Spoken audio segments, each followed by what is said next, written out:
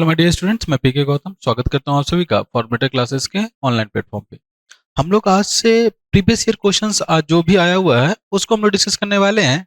तो आज जो हम लोग स्टार्ट करने वाले हैं वो है हाइड्रोलिक इंजीनियरिंग सब्जेक्ट का, जिसका कोड है 101504, जो कि बीटेक 5th सेमेस्टर के स्टूडेंट्स को पढ़ना है। उसमें हम लोग स्टार्ट करने वाले हैं आज हाइड्रोलिक इंजीनियरिंग, और आज हम लोग देखने वाले हैं क्वेश्चन नंबर 1 को। अगर हम बात करें क्वेश्चन नंबर 1 में, तो क्वेश्चन नंबर 1 आपके पास एमसीक्यू के टाइप में रहता है। तो वही लिखा गया क्या कि चूज करेक्ट आंसर एनी 7। आपके पास टोटल क्वेश्चन दिए रहते हैं, उसमें से किसी 7 का आपको आंसर होता है। अब एक एक करके हम लोग सारे क्वेश्चंस को देखते हैं। तो सबसे पहला जो आपके पास क्वेश्चन आ रहा है, क्वेश्चन क्या है आपके स्क्रीन पे दिख रहा होगा। क्या बोला जा रहा है कि for hydrodynamically rough boundary the friction coefficient is. अगर हम लोग बात करें हाइड्रोडायनेमिकली रफ बाउंड्री का, तो उस केस में आपसे बोला जा रहा है कि फ्रिक्शन कोफिशिएंट जो होगा वो क्या होगा। तो क्या मेरा फ्रिक्शन कोफिशिएंट कांस्टेंट होता है? नहीं, कांस्टेंट नहीं होता है।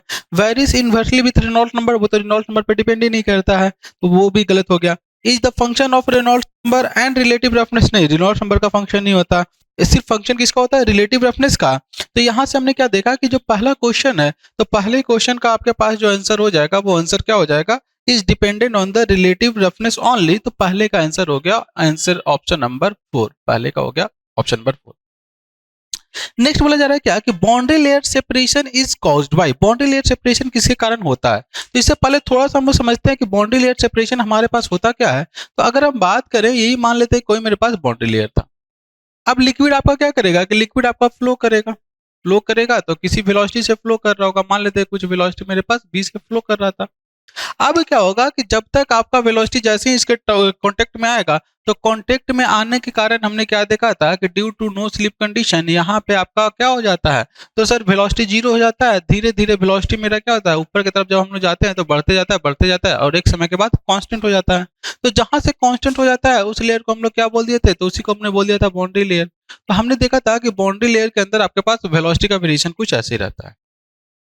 अब आप क्या देखोगे कि ये जो फ्रिक्शन है, धीरे धीरे इसके जो भी सराउंडिंग्स, जो भी इसके अगल बगल वाले जो पार्टिकल्स होंगे, उसको वो कम करने लगेगा। कम करते करते करते करते एक समय क्या आएगा कि फ्रिक्शन का वैल्यू इतना ज्यादा डोमिनेट कर जाएगा कि आपका इसके बाद अब आपका जो फ्लूइड है वो इस बाउंड्री से हो करके फ्लो नहीं कर पाएगा, और आपका फ्लूइड जो है वो कुछ ऐसे फ्लो करने लग जाता है। मीन्स रिवर्स डायरेक्शन में आपका फ्लूइड क्या हो जाता है, फ्लो करने लग जाता है।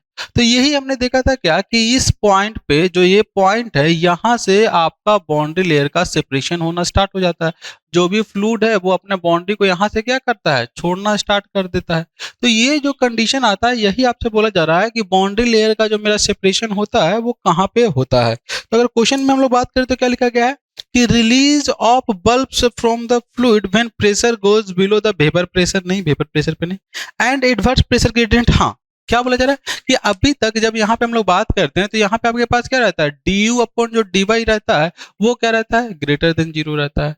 यहाँ पे अगर हम लोग बात करें तो डीपी अपॉन डी वाई जो रहता है वो मेरा लेस देन जीरो रहता है। यहाँ पे अगर हम लोग बात करें तो D U upon D Y का बात करेंगे वो इक्वल टू जीरो हो जाता है, और यहाँ पे डीपी अपॉन डी वाई का बात करते हैं तो वो भी इक्वल टू क्या हो जाता है, जीरो हो जाता है। यहाँ पे D U upon D Y का बात करते हैं तो वेलोसिटी ग्रेडियंट जो रहता है वो आपका निगेटिव हो जाता है, और प्रेशर ग्रेडियंट जो आपका रहता है वो क्या हो जाता है, पॉजिटिव हो जाता है। तो आपको हमेशा पता है कि मेरा जो फ्लो होता है वो हाई प्रेशर से लो प्रेशर की तरफ होता है। तो यहाँ पे एडवर्स प्रेशर ग्रेडियंट होने के कारण, एडवर्स प्रेशर ग्रेडियंट होने के कारण एडवर्स प्रेशर ग्रेडियंट होने के कारण हमारा जो फ्लूइड है वो क्या करता है, अपने बाउंड्री से सेपरेट होता है। तो इसका आंसर क्या हो जाएगा, तो adverse pressure gradient option number क्या हो जाएगा, 2 हो जाएगा। ऑप्शन नंबर 3 क्या कहता है, reduction to pressure gradient to zero. देखिए प्रेशर ग्रेडियंट जीरो पे जस्ट स्टार्ट होता है, लेकिन एडवर्स कंडीशन पे आपका क्या हो जाता है, बाउंड्री लेयर सेपरेट कर जाता है। तो ऑप्शन नंबर 3 से ज्यादा अप्रोप्रिएट ऑप्शन नंबर 2 होगा। The boundary layer thickness reducing to zero, नहीं, boundary layer thickness reducing to zero नहीं होता सेपरेशन के केस में। नेक्स्ट बात करते हैं, तो इस केस में हमने क्या देखा कि जो आपका क्वेश्चन नंबर बी था, बी का आंसर क्या हो जाएगा, तो बी का जो आंसर हो जाएगा वो हो जाएगा ऑप्शन नंबर 2। नेक्स्ट आ जाते हैं क्वेश्चन नंबर सी पे। क्वेश्चन नंबर सी क्या बोला जा रहा है, conveyance of the channel section is directly proportional to. आपसे बात किया जा रहा है किसका, कन्वेंस का। तो अगर हम बात करते हैं कन्वेंस का, तो कन्वेंस क्या होता है, तो कन्वेंस को हम लोग के से डिनोट करते हैं, और के आपके पास किसके बराबर होता है, क्यू अपॉन में under the root of S naught, इसके बराबर होता है। अगर हम कन्वेंस का बात करें तो उससे पहले समझ लेते हैं क्या कि सर जब हम लोग बात कर रहे थे मैनिंग्स इक्वेशन का, तो मैनिंग्स इक्वेशन हमारे पास क्या था, तो v equal to 1/n r to the power 2/3 into S naught to the power 1/2, यही हमारे पास वेलोसिटी था। यहाँ से अगर हम लोग डिस्चार्ज का बात करते तो डिस्चार्ज हमारे पास क्या था, तो एरिया इंटू वेलोसिटी, तो एरिया के बस वेलोसिटी में एरिया से मल्टीप्लाई कर दिया, तो a by n r to the power 2/3 into S naught to the power 1/2। अब इस वाले टर्म को उठा कर करके इधर लेकर के आ जाइए, तो कितना आ जाएगा, q अपॉन में S naught to the power 1/2, एक कितना हो जाएगा a by n r to the power 2/3। और यही जो टर्म है इसी को हम लोग लिख सकते हैं क्या, कि ये जो मेरा टर्म आएगा इसी को हम लोग कन्वेंस बोल देंगे, और यही जो कन्वेंस होगा वो किसके बराबर हो जाता है, तो a by n r to the power 2/3 के बराबर हो जाता है। तो ये हमारे पास क्या हो गया, कन्वेंस हो गया। तो आपसे क्वेश्चन में यही बोला जा रहा है क्या, कि conveyance of a channel section is directly proportional to, तो कन्वेंस किसके डायरेक्टली प्रोपोर्शनल होगा, तो सर कन्वेंस मेरा डायरेक्टली प्रोपोर्शनल एरिया का होता है। तो यहाँ से हम लोग ऑप्शन में देखेंगे कि एरिया किस में है, तो पहला लिखा हुआ है डिस्चार्ज, तो डिस्चार्ज के प्रोपोर्शनल तो नहीं होता है। नेक्स्ट क्या बोला जा रहा है, एरिया ऑफ क्रॉस सेक्शन, तो कन्वेंस किसके प्रोपोर्शनल हो गया, एरिया ऑफ क्रॉस सेक्शन, तो ये सही हो जाएगा।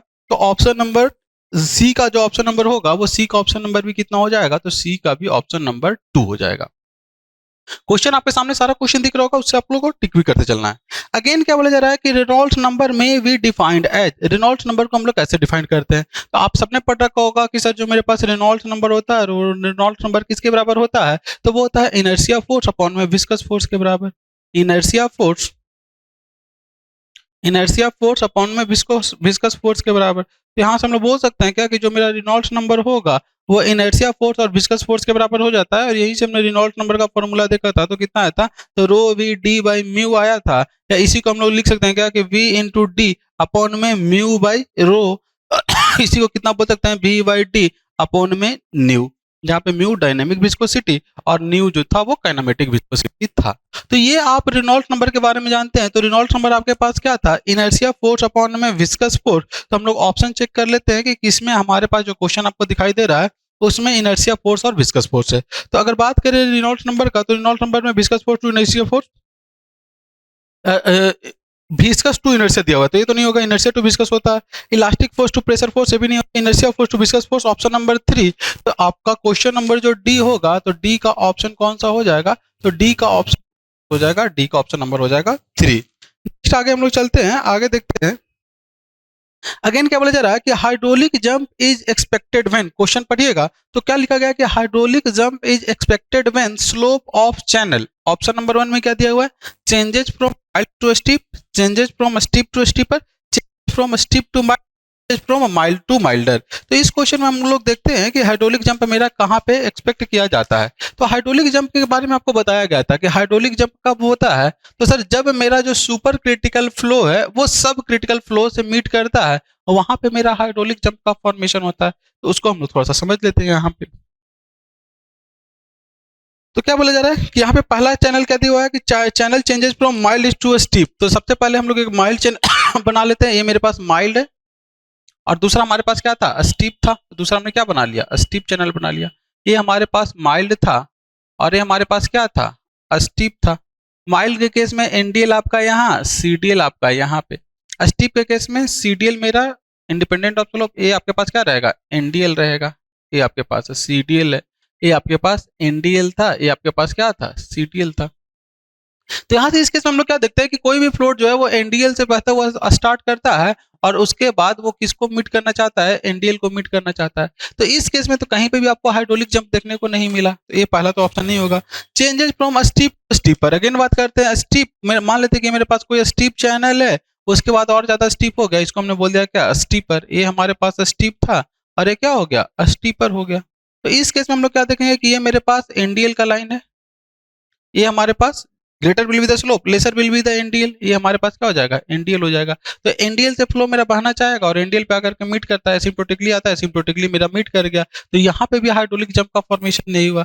नेक्स्ट क्या बोला जा रहा है, चेंजेस फ्रॉम टू माइल्ड। अब क्या बोला जा रहा है कि आपके पास कोई पहले एक स्टीप चैनल था, ये स्टीप चैनल था, अब कैसे हो गया, वो माइल्ड चैनल में कन्वर्ट हो गया। तो यहाँ पे हमारे पास ये स्टीप चैनल हो गया और यहाँ पे क्या हो गया, एक माइल्ड चैनल हो गया।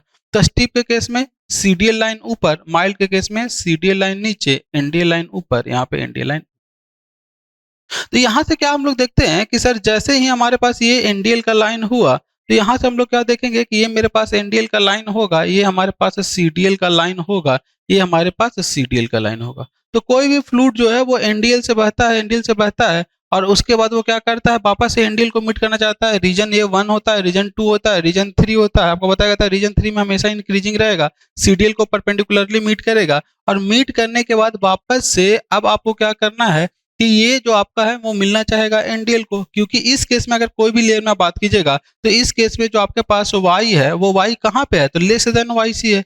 वाई अगर आपका लेस देन वाई सी रहता है तो इसको हम लोग बोल देते हैं सुपर क्रिटिकल फ्लो। तो ये आपके पास सुपर क्रिटिकल फ्लो है, और ये जो सुपर क्रिटिकल फ्लो है ये अपना डेप्थ को बढ़ा कर करके एनडीएल में मिलना चाह रहा है, मतलब ये वाई जो है वो बढ़ना चाहता है और वाई सी से, तो यहाँ से ये बन जाता है क्या, सब क्रिटिकल फ्लो। तो और आपको पता है कि सुपर क्रिटिकल से अगर सब क्रिटिकल फ्लो में कोई भी लेयर, कोई भी लिक्विड जो है अगर वो पहुंचता है तो उसके लिए वो किसका हेल्प लेता है, जंप का हेल्प लेता है। तो यहाँ पे आपके पास क्या देखने को मिलेगा, हाइड्रोलिक जंप देखने को मिलेगा।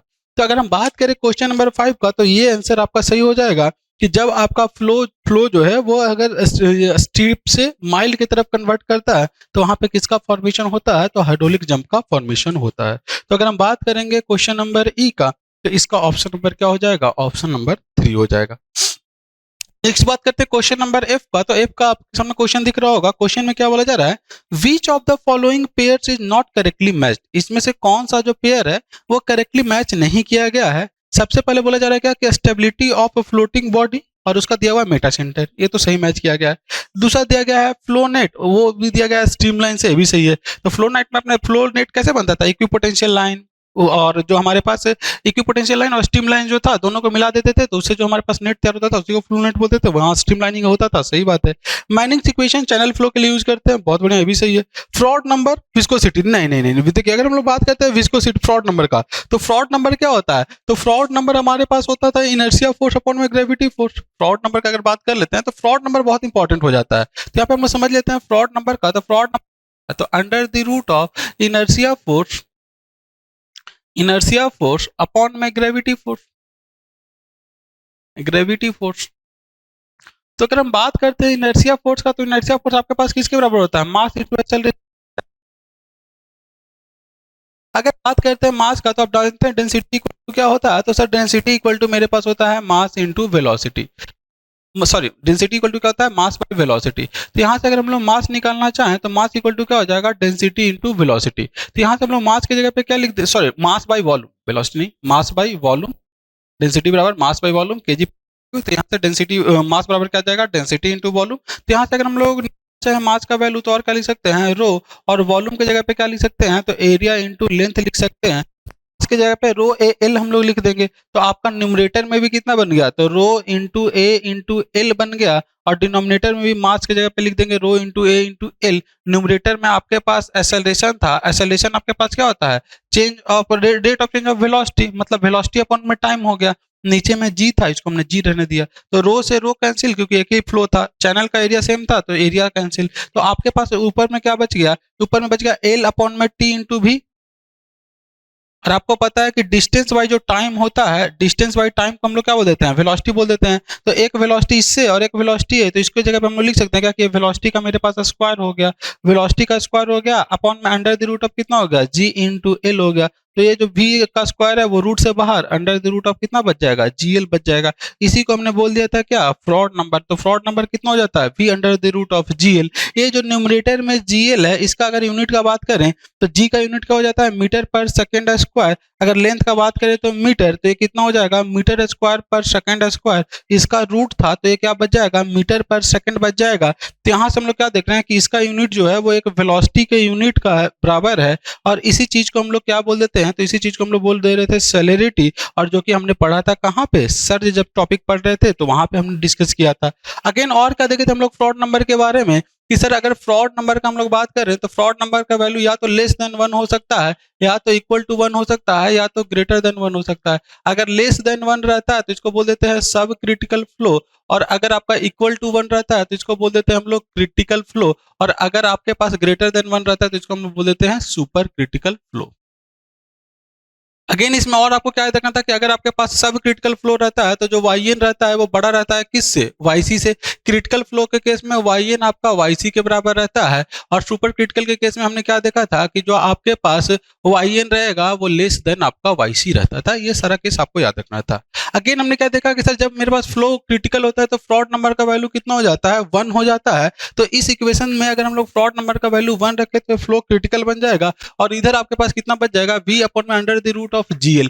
यहाँ पे जो L रहता है, इस L को हम लोग कैरेक्टरिस्टिक लेंथ बोल देते हैं, वो A/T के बराबर होता है। तो यहाँ क्या किया कि अगर सर हम लोग दोनों साइड स्क्वायर लेंगे तो 1 का स्क्वायर 1 और v का स्क्वायर कर देंगे तो v स्क्वायर, और नीचे में कितना बच जाएगा GL। एक जगह पे हम लोग कितना लिख देंगे A/T। तो यहाँ से A लिख दिए, T डिनोमिनेटर में आता है तो T ऊपर चला जाता है। अगर v को हम लोग Q से रिप्रेजेंट कर, मतलब v को अगर Q के टर्म में कन्वर्ट करें तो Q इक्वल टू क्या हो जाता है, एरिया इंटू वेलोसिटी। तो यहाँ से जो वेलोसिटी आएगा वो Q/A के फॉर्म में आ जाएगा। तो चूंकि इसका स्क्वायर है तो Q/A का स्क्वायर नीचे आ जाएगा, और G इंटू ए पहले से था, ये T था। तो यहाँ से हमने क्या देखा कि जो 1 का वैल्यू है वो किसके बराबर आ गया, तो Q² अपॉन में GAQ के बराबर आ गया। और इसी चीज को हमने बोल दिया था कि अगर कोई भी चैनल से आपका जो फ्लो हो रहा है अगर वो क्रिटिकल फ्लो हो रहा होगा तो ये जो इक्वेशन आपके पास है Q² अपॉन में GAQ, इसको जरूर सेटिस्फाई करेगा। तो आपको फ्रॉड नंबर से रिलेटेड ये वाला चीज याद होना चाहिए, ये डिफिनीशन इसका याद होना चाहिए, ये फॉर्मूला याद होना चाहिए, इसका डिनोमिनेटर को हम लोग सिलेरिटी बोलते हैं, ये पॉइंट याद होना चाहिए। और ये जो आपके पास फ्रॉड नंबर का टेबल है कि कब सब क्रिटिकल, सुपर क्रिटिकल और क्रिटिकल होगा, ये सारा चीज याद होना चाहिए। तो अभी मैं हम लोग बोर्ड को इरेज करते हैं, इरेज करने के बाद फिर हम लोग इसके आगे का क्वेश्चन देखना स्टार्ट करेंगे एच से। तो यहाँ से हमारे पास क्या आ गया कि जो एफ था, क्वेश्चन नंबर एफ का आंसर कितना आ गया, तो एफ का ऑप्शन नंबर आ जाएगा 4। एफ का ऑप्शन नंबर आ गया। नेक्स्ट बात करते हैं क्वेश्चन नंबर जी का। तो क्वेश्चन नंबर जी में क्या बोला जा रहा है कि आपके सामने क्वेश्चन दिख रहा है, क्वेश्चन पढ़िए देखिएगा। The nominal distance of a boundary layer is defined as the distance from wall to a point. क्या बोला जा रहा है कि नॉमिनल डिस्टेंस को हम लोग कैसे डिफाइन करते हैं।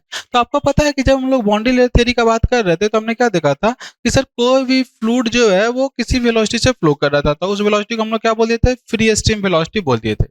ये वेलोसिटी क्या होता है कि अभी फ्री स्ट्रीम वेलोसिटी से फ्लो कर रहा होता है। जैसे ही किसी सॉलिड बॉडी के कांटेक्ट में आता है तो उस केस में क्या हो जाता है कि due to no slip condition यहाँ पे आपके पास वेलोसिटी 0 हो जाएगा। अब क्या होता है कि दो लिक्विड के बीच में लगने वाले शियर के कारण धीरे धीरे उनका मोमेंटम ट्रांसफर होता है, और धीरे धीरे जो फ्लूइड पार्टिकल्स है उसका वेलोसिटी बढ़ने लग जाता है। और एक समय ऐसा आता है कि इसका जो वेलोसिटी है वो 99% ऑफ फ्री स्ट्रीम वेलोसिटी के बराबर हो जाता है।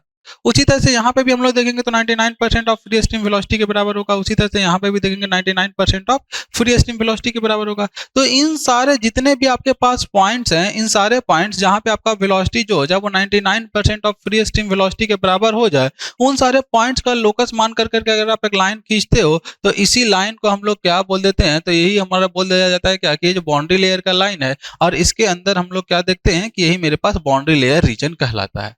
तो क्या बोला जा रहा है कि बाउंड्री लेयर जो डिस्टेंस होता है वो डिस्टेंस कहां से कहां तक का होता है। तो हम लोग बोल सकते हैं क्या कि जो आपका सॉलिड बाउंड्री है और जहां पे आपके पास 99% ऑफ फ्री स्ट्रीम वेलोसिटी है उसी के बीच के डिस्टेंस को हम लोग क्या बोल देते हैं, बाउंड्री लेयर थिकनेस बोल देते हैं। अब ऑप्शन हम लोग पढ़ लेते हैं। तो क्या बोला जा रहा है कि where the velocity is 99% less than the atmospheric limit, ऐसा तो नहीं है। Where the velocity closest to the laminar, ये भी बात सही नहीं है। Where the velocity is within 90% of the atmospheric limit, ये भी सही नहीं है। Where the velocity is 99% of its atmospheric point, asymptotic point, बिल्कुल सही है। तो यहाँ पे जहाँ पे 99% वेलोसिटी हो जाता है उसके बराबर हो जाता है, तो इस क्वेश्चन का ऑप्शन नंबर 4 सही हो जाएगा। तो जी का भी ऑप्शन नंबर क्या हो गया, 4 हो गया। नेक्स्ट आ जाते हैं एच नंबर क्वेश्चन पे। एच नंबर क्वेश्चन अच्छा न्यूमेरिकल। इस नंबर क्वेश्चन पे आते हैं। इस नंबर क्वेश्चन में क्या बोला जा रहा है, the rectangular channel has its width reduce from 6 metre to 4.0 metre. Means यहाँ पे आपका विड्थ रिडक्शन का केस दिया गया है, और विड्थ रिडक्शन में आपने पढ़ा था क्या कि सर जहाँ पे भी हमको विड्थ रिडक्शन के केस देखने को मिलता है वहाँ पे एनर्जी में कोई भी चेंजेस देखने को नहीं मिलता है। मींस जैसा आपका बेड होगा, मान लेते हैं कि इसका हम लोग क्रॉस सेक्शन बनाते हैं, एक्चुअल में इसका जब हम लोग साइड व्यू देखेंगे तो साइड व्यू से ऐसा ही दिखाई देगा कि आपका विड्थ में कॉन्ट्रेक्शन हुआ है, तो विड्थ का कॉन्ट्रेक्शन का फिगर कुछ आपको ऐसा दिखाई देगा। लेकिन जब इसका हम लोग प्लान का बात करेंगे, टॉप सरफेस से देखेंगे तो ऐसा आपको कुछ नहीं दिखाई देगा, ये आपके पास सिर्फ क्या रहेगा, बेड स्लोप रहेगा। इस केस में हमने क्या देखा था कि सर एनर्जी में कोई भी लॉस नहीं होता, तो ये हमारे पास क्या रह जाएगा, टोटल एनर्जी का लाइन रह जाएगा। अगेन क्या बोला जा रहा है कि rectangular channel has its width reduces from 6 metre to 4 metre. यहाँ पे इसका विड्थ जो था वो कितना था, ये था आपके पास 6 मीटर था, और यहाँ पे कितना हो गया, ये हो गया 4 मीटर हो गया।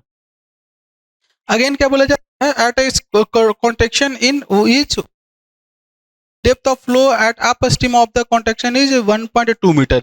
अब क्या बोला जा रहा है कि अप स्ट्रीम में जो आपके पास डेप्थ ऑफ वाटर है वो कितना दिया हुआ है, 1.2 मीटर दिया हुआ है। अगेन क्या बोला जा रहा है कि the change in bottom elevation at the transition required to cause zero change in water surface elevation. आप क्या चाहते हो कि वाटर सरफेस एलिवेशन में कोई चेंज ना हो, तो उस केस में आप क्या बोलना चाह रहे हो कि यहाँ पे हमारे पास कितना चेंज आएगा, आइदर ये रेज करेगा या फॉल होगा, वो चीज आपको बताना है कि इसके एलिवेशन में कितना चेंज आएगा। तो अब हम लोग जानते हैं क्या कि जो आपके पास E1 होगा वो किसके बराबर होगा, तो E1 जो होगा वो आपके पास E2 के बराबर होगा। ये चीज हम लोग जानते हैं। E1 बराबर हमारे पास क्या हो जाएगा, E2 हो जाएगा। अब इस केस में हम लोग क्या देखें कि सर आपके पास वाटर सरफेस लेवल जो है वो कुछ भी चेंज नहीं हो रहा था, मतलब b² जो यहाँ पे रहेगा वही सेम b²2g यहाँ पे भी देखने को मिलेगा। दोनों जगह वेलोसिटी आपका क्या रहेगा, सेम रहेगा। अगर वेलोसिटी दोनों जगह सेम रहता है तो अब हम लोग जानते हैं क्या कि सर यहाँ से E1 इक्वल टू हम लोग क्या लिखते थे, तो E1 इक्वल टू लिखते थे y1 प्लस में v1² 2g, और E2 इक्वल टू क्या लिखते थे, तो E2 इक्वल टू लिखते थे y2 प्लस में v1² 2g। तो ये तो आपके पास क्या होगा, इसमें तो आपके पास चेंजेस देखने को नहीं मिल रहा है। अगेन अब हम लोग बात करें क्या, तो आपसे ये बोला जा रहा है कि ये y2 में कितने का चेंज आएगा, तो उस चीज को अब हम लोग समझ लेते हैं। तो उसके लिए क्या हमने देखा कि सर y2 में कितने का चेंज आएगा, तो सबसे पहले हमको क्या निकालना पड़ेगा कि यहाँ पे विड्थ कॉन्ट्रेक्शन हुआ है तो कुछ ना कुछ चेंज देखने को मिलेगा। तो अगर हम लोग यहाँ पे कंटिन्यूटी इक्वेशन लगाए तो क्या हो जाएगा, a1 v1 इक्वल टू कितना हो जाएगा, a2 v2 हो जाएगा। v1 और v2 तो आपस में बराबर है, तो हम लोग क्या लिख देंगे, a1 इक्वल टू क्या करना होगा, हमको a2 करना होगा। तो b1 इंटू y1 होगा, तब हमारे पास क्या आ जाएगा, b2 इंटू y2 हो जाएगा। हमको y2 का वैल्यू चाहिए था, तो कितना हो जाता, b1 इंटू y1 अपॉन में कितना हो जाता, b2 हो जाता। b1 का वैल्यू दिया हुआ है 1.2 मीटर, तो 1.2 मीटर y1 सॉरी y1 का 1.2 मीटर, b1 का वैल्यू है 6 मीटर, तो इसको हमने 6 रहने दिया। अपॉन में b2 का वैल्यू कितना है 4.0 मीटर, तो इसको हमने रख दिया। तो ये कितने टाइम्स में कैंसिल आउट हो जाएगा, तो ये हो जाएगा 0.3 टाइम्स में कैंसिल, तो 6 1.8 मीटर। मतलब ये जो y2 होना चाहिए था, ये y2 कितना होना चाहिए था, 1.8 मीटर होना चाहिए था, बट यहाँ पे तो ये 1.2 मीटर है। तब आपको क्या करना पड़ेगा कि ये जो डिस्टेंस होगा वो 0.6 मीटर होगा। तो हम लोग बोल सकते हैं क्या कि हमको बेड को क्या करना पड़ेगा, लोअर करना पड़ेगा, कितना से, 0.6 मीटर से। तो ऑप्शन में हम लोग देख लेते हैं, तो क्या बोला जा रहा है जी, ऑप्शन 6 मीटर से ड्रॉप करेगा, हाँ तो सही है। तो एच ही आंसर सही हो गया इसका, 1 आंसर सही हो गया कि जो मेरा बेड है वो 0.6 मीटर से क्या करेगा, ड्रॉप करेगा। नेक्स्ट हम लोग बात कर लेते हैं हाइड्रोलिक एफिशिएंट रेक्टेंगुलर चैनल, अच्छा हाइड्रोलिक एफिशिएंट सर्कुलर चैनल के बारे में बात किया जा रहा है। The ratio of the hydraulic radius to the diameter is, hydraulic radius to the diameter is, तो आर इक्वल टू हम लोग फॉर्मूला जानते थे, आर इक्वल टू कितना हो जा रहा था मोस्ट एफिशिएंट के कंडीशन में 0.29 टाइम्स ऑफ डी हो जाता है। तो आपसे बोला जा रहा है हाइड्रोलिक रेडियस अपॉन में डायमीटर जो हो जाएगा वो किसके बराबर हो जाएगा, 0.29। आपको जो बताया गया था ना कि मैनिंग से केस में 0.95 टाइम्स रेडियस हो जाता है। अगर बात करते हैं चेजिस के इक्वेशन के फॉर्म में तो 0.93 हो जाता है मैक्सिमम डिस्चार्ज के लिए। तो वो सारा रिलेशन आपको सर्कुलर वाला याद होना चाहिए। तो यहाँ से हमको बोला जा रहा है क्या कि हाइड्रोलिक रेडियस अपॉन में जो डायमीटर का रेशियो आ जाएगा वो किसके बराबर आ जाएगा, 0.29। तो ऑप्शन देखिए 1.0, 1.5, 0.25, 0.125, इसमें तो कोई नहीं है, बट 0.25 ज्यादा क्लोज है, तो इसमें हम लोग पिक कर लेंगे कौन सा, ऑप्शन नंबर 3 को। तो आई का ऑप्शन नंबर क्या हो जाएगा, तो आई का जो ऑप्शन नंबर हो जाएगा वो हो जाएगा 3। अब नेक्स्ट बात करते हैं क्वेश्चन नंबर जे का। तो क्वेश्चन नंबर जे में क्या बोला जा रहा है, Bernoulli's equation is applicable between, तो आपको पता है कि बर्नौलीज इक्वेशन के लिए फ्लो कैसा होना चाहिए, तो फ्लो ई रोटेशनल होना चाहिए, फ्लो कैसा होना चाहिए, इनकम्प्रेसिबल होना चाहिए। तो हम लोग देख लेते हैं कि कहाँ पे इनकम्प्रेसिबल ई रोटेशनल फ्लो है। तो क्वेश्चन देखिए यहाँ पे और ऑप्शन पढ़ता हूं मैं, Bernoulli's equation is applicable between any 2 points in any rotational flow, ये तो गलत हो गया, तो ऑप्शन नंबर ए गलत हो गया। In any types of E rotational flow, E rotational के साथ साथ एनी टाइप बोल दिया, एनी टाइप नहीं, इनकम्प्रेसिबल फ्लो होना चाहिए, ये भी नहीं हो जाएगा। इन स्टेडी रोटेशनल फ्लो, रोटेशनल में तो होगा नहीं, इन स्टेडी ई रोटेशनल फ्लो सही बात है, ऑफ एंड इनकम्प्रेसिबल फ्लो बिल्कुल सही है। तो जे का ऑप्शन नंबर क्या हो जाएगा, तो जे का हो जाएगा ऑप्शन नंबर 4। तो इस तरह से हमने क्या देखा कि जो हमारे पास क्वेश्चन नंबर 1 थे, क्वेश्चन नंबर 1 में टोटल 1 2 3 4 5 6 7 1 2 3 4 7 8 9 10, टोटल आपके पास 10 ऑब्जेक्टिव रहते हैं जिसमें से 7 बनाने रहते हैं, बट हमने क्या किया कि 10 का क्वेश्चन का सॉल्यूशन कर लिया।